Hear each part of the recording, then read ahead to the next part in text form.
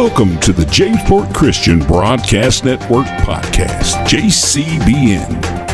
Well, hello everyone. Welcome to JCBN, the Jamesport Christian Broadcast Network, Not One Stone podcast, and also the JCBN Vlogcast. I'm certainly glad that you're here with us today, and hope you have your Bibles ready to study.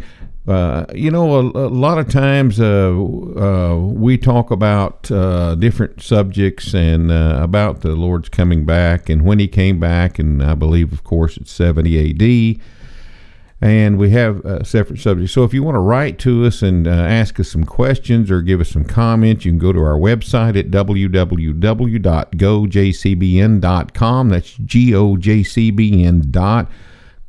and send us some information there or questions or whatever you might want to ask. Okay, well, welcome here to the episode number 14 here.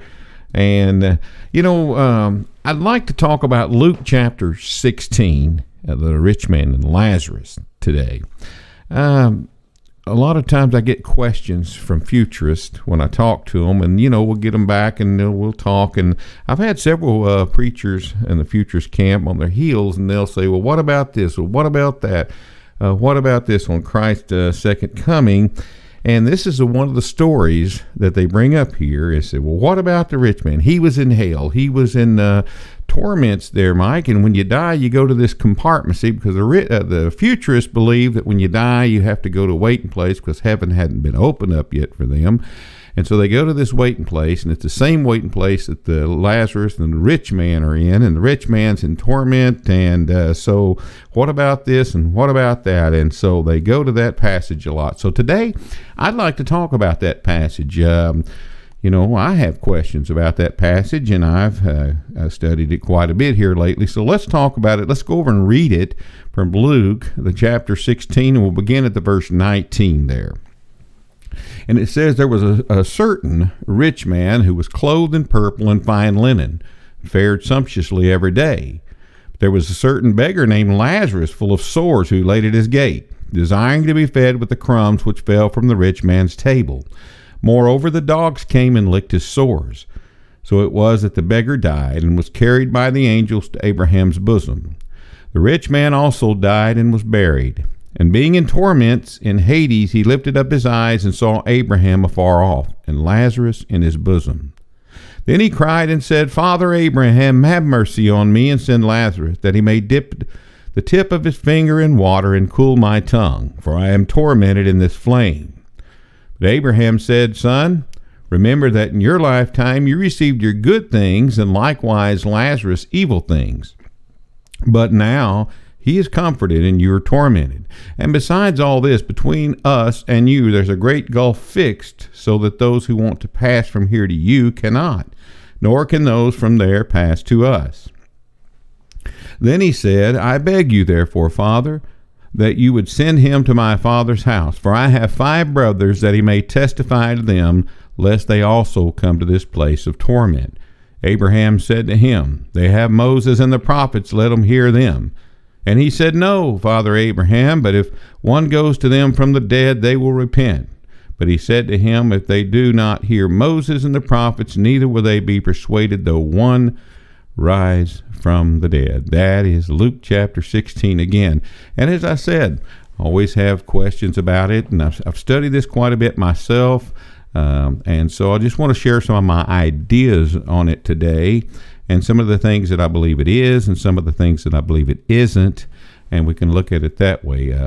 So again, I do have questions about Luke 16 myself, but I want to give you an understanding that I would have at this time in my studies here. And so far I see that it doesn't contain the word Gehenna.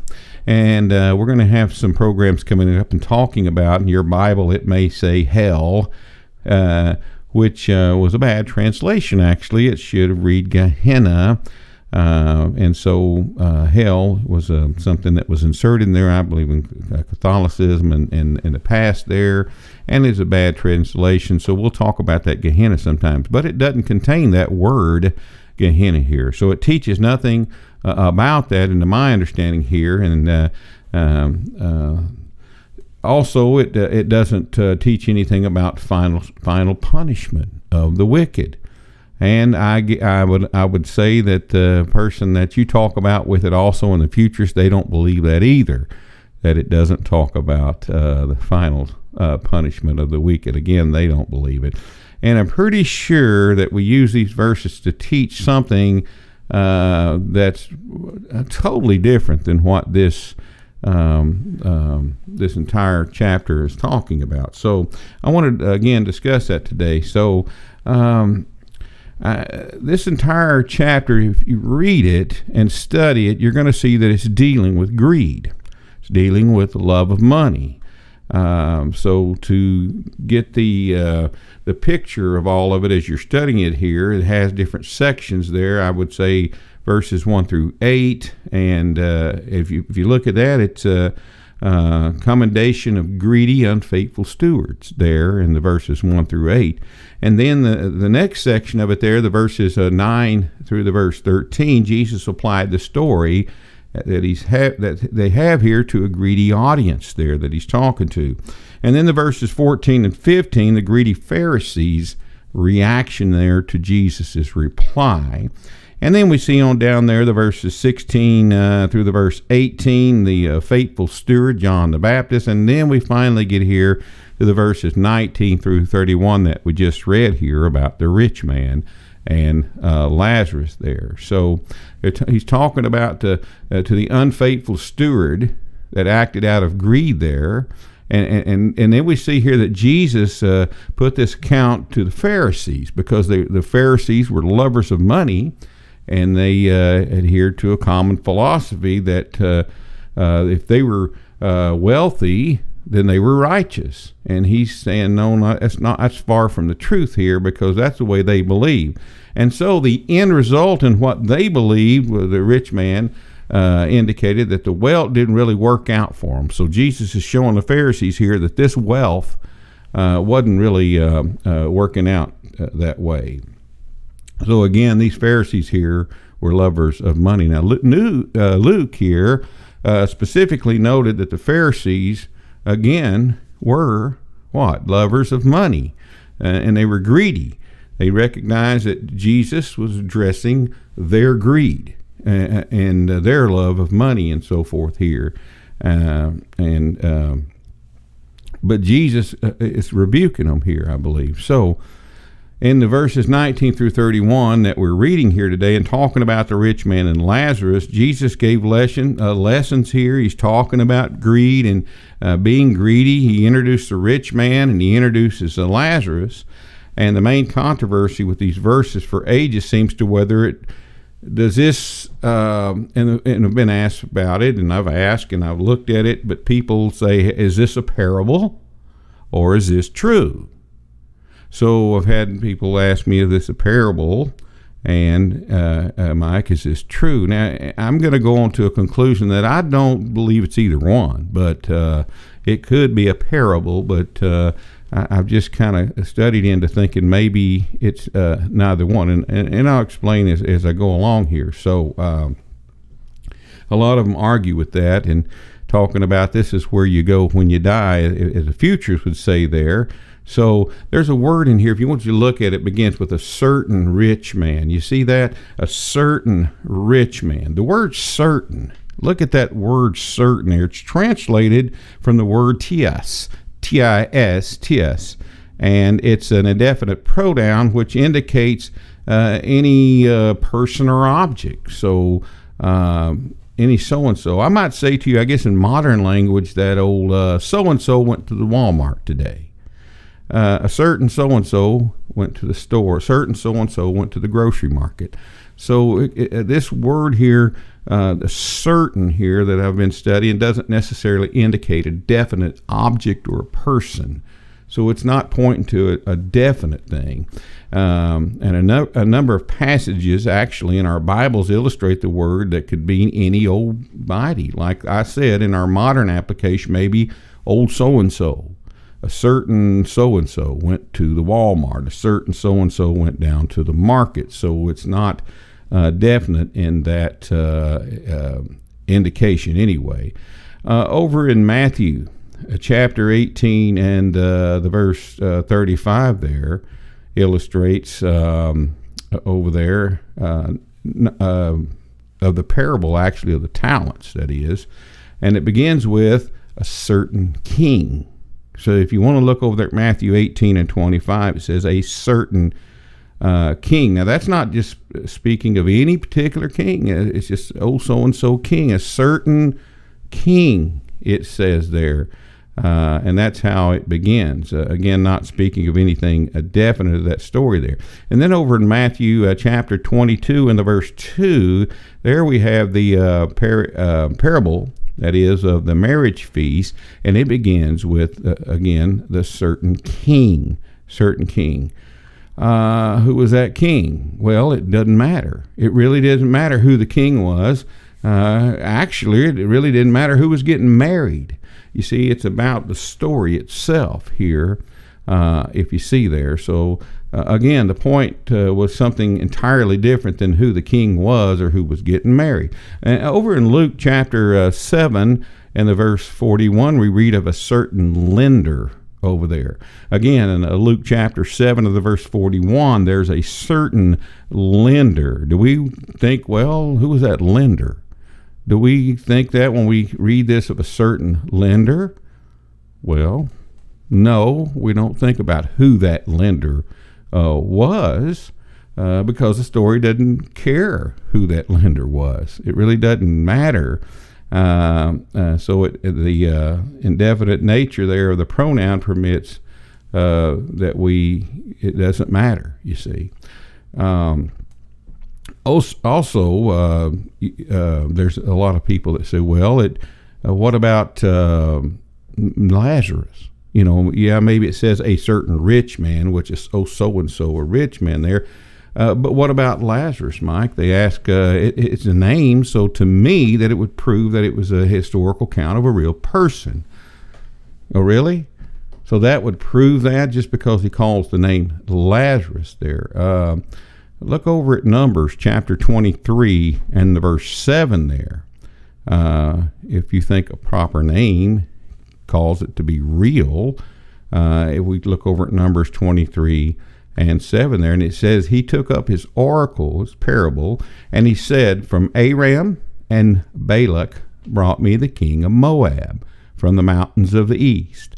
Come curse me, Jacob, and come defy Israel. Again, that's Numbers 23 and 7 over there. Now, if you look at that, there's 5 proper names in that parable. There are 5 proper names. What about Mark 4:14, Satan? What about Matthew chapter 13 and 37, the parable over there of the Son of Man? So those proper names are used there, but they're actually parables. So we can see from this and from studying the Bible and from understanding that the proper name doesn't necessarily imply that it's a real person. So we really can't use the argument and say Lazarus because the name Lazarus was used there. Because when I get down from saying a certain so-and-so, a certain rich man, doesn't name him, but Lazarus it does, so they go to that. But again, just because it's that proper name doesn't necessarily mean it's a real person. In Luke chapter 10, over there, verses 3 there, we see the parable of the Good Samaritan there. And it says what? A certain man.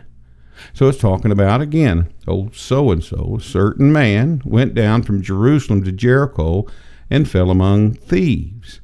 And then you read that a certain priest, if you go to that parable, there's certain priest is passing by. Now, do you ever wonder who that Samaritan, what his name is? Or the thief, what their name was? No, maybe you didn't. It doesn't really matter. Again, you probably didn't think about it, but now that I mentioned it, you're probably thinking about it. And you realize, well, it doesn't really matter, does it? Doesn't matter who he was because it's not his identity. It's not the identity there that mattered in that story. It was the story itself, you see. Doesn't matter the identities. It was the story. What about the priest? Who was the priest? Do you know who it was? Well, I don't either. And it don't matter, again, because it's the story. It had nothing to do with the point that he was trying to get across here in the story. So the use of that indefinite pronoun there doesn't require that you speak of someone in particular there. So over in Luke chapter 19 and the verse 12 uses the indefinite pronoun to speak of a certain nobleman. A certain nobleman there. Again, it really doesn't matter who the nobleman was. It was a certain nobleman. So I don't believe these verses are a parable either. Myself, I mean, a lot of brethren do. I don't know if it is or not, but I don't think it is, because a parable comes from the word parable. In other words, to lay alongside of something and compare it. So if I said that my shoe's different than yours or longer than yours, we lay them side by side and compare them to see what the difference was there. So I don't really know that it's doing that, or it's using the purpose of comparison here in the story. So I'm not sure how that would be on that, but I don't agree with that. So another thing, it's going to demonstrate that it's not historical in a sense too, because it's of pagan origin. The stories of a pagan origin here, if you look and study, it's not true, I don't believe, because we're going to see that as we continue to study. I don't believe the verses are a parable, and I don't believe it's true. So that's me. I would come more to thinking that it would be a parable than I would for it to be a true story. But I don't think it's true, and I don't think it's a parable. I think it's we'll go on to see. I think it's a story. It's not a parable, again, because it doesn't compare anything, getting back to my subject there, so it wasn't laid aside. So we need to notice some things about this legend. I think, again, that it's a Greek mythology. It's some type of a story, a legend, maybe, like in some of our times we have different stories. Huck Finn, whatever the story is, legend of the Boggy Creek Monster, something. It's some sort of a legend. That's what I believe it is. So from some authors I've read and some things that I've understood. So let's notice some things here about this. Okay, in this passage, in this main passage of the Bible's teaching is used to teach conscious suffering after death.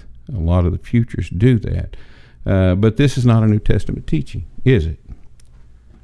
If they say, well, this is a New Testament teaching, I had just a teacher not too long ago say, well, it's teaching about what happens after death. It's a New Testament teaching. I said it can't be a New Testament teaching. I believe it's a Jewish story from the beginning of it until the end of it. It's one of those type of fable stories. Abraham's made to say what? What does Abraham say in the story? He says they have Moses and the prophets. You see that? He didn't say they have Jesus Christ and his apostles. So I don't believe it's a New Testament teaching, because they had Moses and the prophets, and he tells them here in this story. So there's no allusion, I guess, to the doctrine of the teaching of where it exists from, and it doesn't exist in the rest of the New Testament, and there's no New Testament writer that's ever alluded to it. You can go through each book of the New Testament. There's no writer that alluded to this story. And remember what Jesus said about the rich man and Lazarus. Y'all remember that? Hey, Paul, you remember that? They didn't ever allude to that, guys. So I've never seen anything like that. But in this story, this legend, if you will, they have Moses and the prophets, they say. They have Moses and the prophets. Yet Moses and the prophets taught none of this. They didn't teach you anything about this. If you go back and look, they said nothing about this being real, nothing about this being a parable. So you never heard about anything of it in the Moses and the prophets. See? So, but what about the listeners here? The Jews, the listeners here, they got the point of the legend. It was greed, okay? It was about being greedy. And this is what he was talking to them about, and I believe they got that point. They knew it wasn't about the state of the dead, I believe. I believe if they thought it was about the state of the dead, they'd have challenged Jesus on it, because it would differ with what they understood the Old Testament and what it taught on the subject of death. And so I believe they would have challenged him or something. This is the way I'm thinking as I'm studying here. And this is not an Old Testament teaching of the dead, what happens at death. Nothing that I've studied. And there's no such thing as Abraham's bosom that I've ever seen in the Old Testament. Maybe you can find it, but I haven't seen it there. And there's no great gulf fixed anywhere in the Old Testament. Haven't seen that. Even to keep somebody away from torment and they can see through it. I haven't seen that in the Old Testament. There's no endless torment that exists in the Old Testament. I can't find that as you study, and there's no conversations anywhere in the Old Testament that talks about somebody conversing with somebody else that's dead. And so again, no knowledge among the dead exists in the Old Testament. Then there's no consciousness. If you study enough about the dead that exist in the Old Testament, no praying to Abraham. Where would you find praying to Abraham in the old under the old law? Well, I can't find that. But I guess a lot of the new people like to pray to Mary. But you wouldn't pray to Mary, and you wouldn't pray to Abraham. It's not in the Bible, guys. And no Abraham hearing prayers of wicked exist anywhere in the old law, in the Old Testament. And we would think there, if you look at it, that the rich man was praying to Abraham, as he said, Father Abraham. So nothing like that exists, and anywhere can you see in this passage it says that Lazarus was righteous. It doesn't say. Doesn't tell us that he was a righteous person and the rich man was a wicked person. It doesn't say anywhere that he was lost and wicked. We can't find that in here. I can't find it. So the story, I believe, is not about their character. Okay, this certain man, and he gives the name of Lazarus, and he talks about this greed here, and I don't believe that he's talking about their character, because it doesn't say anything about their character. All it talks about is their economic standing. It talks about the rich man and his standing of being rich and looking into richness, and Lazarus didn't actually have that. So not a word is said about the spiritual condition of either one of these there. They could have both been righteous. They could have both been wicked. I don't know. It doesn't tell me. It just talks about the greediness of the rich man there, but not about a state.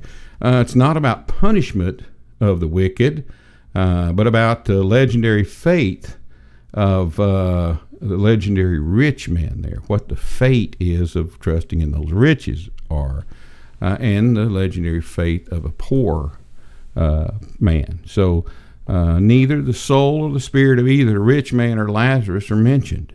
So nothing's mentioned like that there. So we don't see that. So there's a lot of legends of Hades that if you go back to old and study some of the old folklore and so forth, the pagan, I guess we've called pagan concepts, on the origins, the spread of pagan concepts of Hades into the Jews, amongst the Jews in those days, between the Testaments. They talked about some of the big pagan concepts, and one of them was about Hades and things of this nature. The Greek word of Hades came into the Bible use when the translators of the Septuagint, that's the old Greek, chose to render the Hebrew Sheol that way, S-H-E-O-L, Sheol. So the problem is that Hades was used in the Greek world in a vastly different way than Sheol was used. So we have to look at that. So we have to look finer if we study deeper in that, because it's, like I said, I have a lot of questions about it, and I say I'm not exactly 100% certain on all of it, but I say this is what I think that it means here.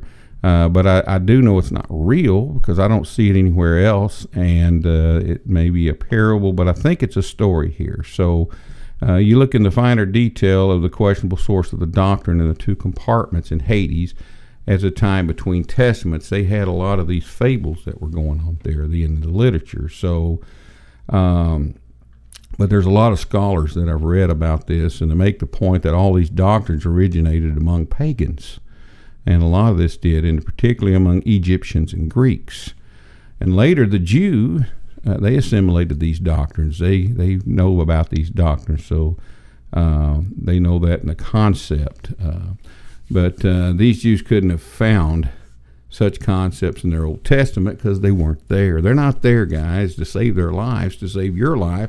These concepts aren't there. In truth, here, the Pharisees of Jesus' time had access to all different kinds of stories and different kinds of legends, just like we do today. So maybe you'd call it the legend there, the rich man and Lazarus, but I don't believe that it's true. And I don't believe that it's true for the reason that, as I've seen others write, and as I've studied the Old Testament teaching on the status of the dead, is taught differently than what this is even talking about. For instance, in Ecclesiastes chapter 9 and the verse 10, for there is no activity or planning or wisdom in show where you're going.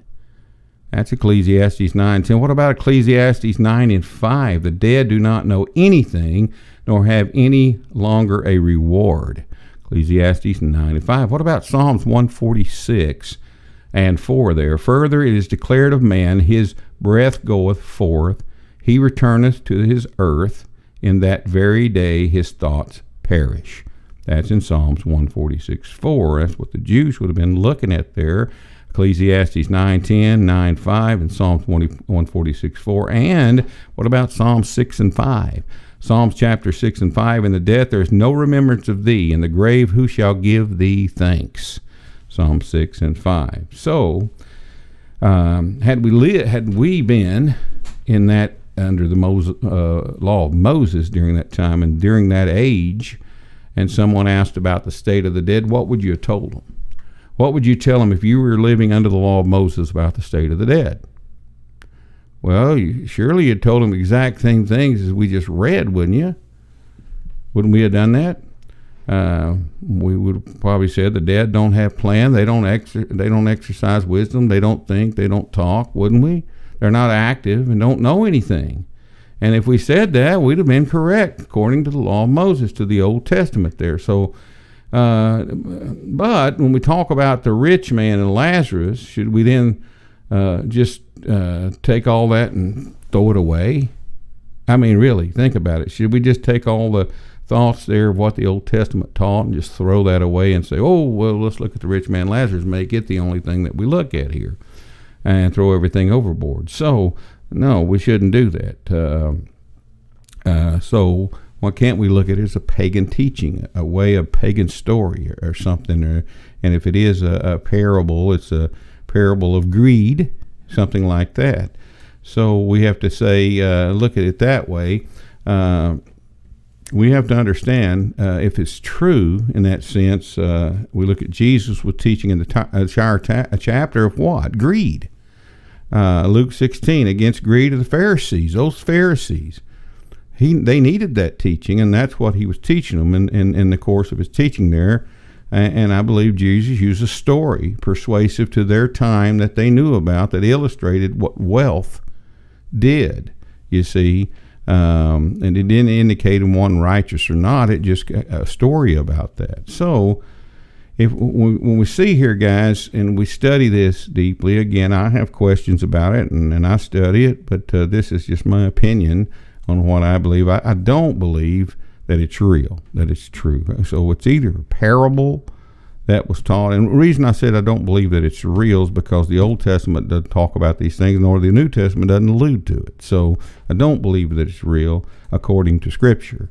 It could be a parable, I guess, but I don't even think it's that. I think it's a story again. So if we look at that account again, if you go study the account of rich man and Lazarus there in Luke 16, and the context of Jesus and what he was teaching on, he was talking about greed.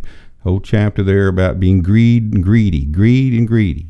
Okay, and talking about to the Pharisees there, it had nothing to do with the fate of anybody. Righteous or wicked after death, it has nothing to do with the final destiny of the wicked. So we have to understand the chapter, and we have to go back and look at what it was talking about there at that time. I believe Jesus just simply used a story there that was current in their time, that they understood and that they had heard, or otherwise they would have challenged it or looked at it different. But they didn't at that time. So remember that just because somebody was rich, is the way he was telling that, whether they're righteous or unrighteous, that didn't guarantee a favorable outcome because they were rich. And he was teaching them that there. So they had to trust they couldn't trust rather in their riches and be greedy. That wasn't a wise course to choose through life, and along came this story. Well, that's what I think about it, guys, and as I study along there. So, of course, more studies in order. But again, I do not believe, not one bit of it, that as a futurist believes that that's a place you go when you die. I mean, it doesn't say that. There's nothing alluding to any of that, and it's not anywhere in my testaments that talk about that. But I would encourage you in your studies of it to dig deeper, and maybe you want to make a comment or ask some questions about it, and that would be great. Again, if you want to do that, please go to our website at www.gojcbn.com and comment to us or one of the videos or so forth. And I certainly appreciate the study. It's been a really kind of an in-depth study. I've done a lot of study on this lately, and I really appreciate your time and attention here on the Not One Stone podcast and JCBN blogcast. Appreciate your time, and may God bless you in your studies, and we need to continue to do that, and that's going to be my time today, and I certainly appreciate your attention here on this episode.